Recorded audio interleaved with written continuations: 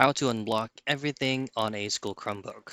Now, in this video tutorial, I'm going to be showing you a couple of steps for you to be able to bypass the restrictions on your school Chromebook. The first is open up your Google Chrome book browser and then just simply log in into an admin account of your Google user. To do so, just simply type in admin.google.com. Now, once you hit on enter, you'll be redirected on the next page that you need to input your current password and just make sure that you're logging in into an admin account.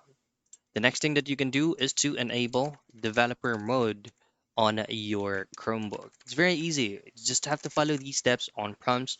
There's actually a specific button that you need to press that you can enter the recovery mode on your school Chromebook um, operating system. Next, if these doesn't work for you, your last resort is to use a proxy website. Again, open up your web browser in your school Chromebook and just simply go into this website ideas.graph.ku.fi. So this is accessible, but it's going to be case to case basis on how strong your restriction is in your school Chromebook.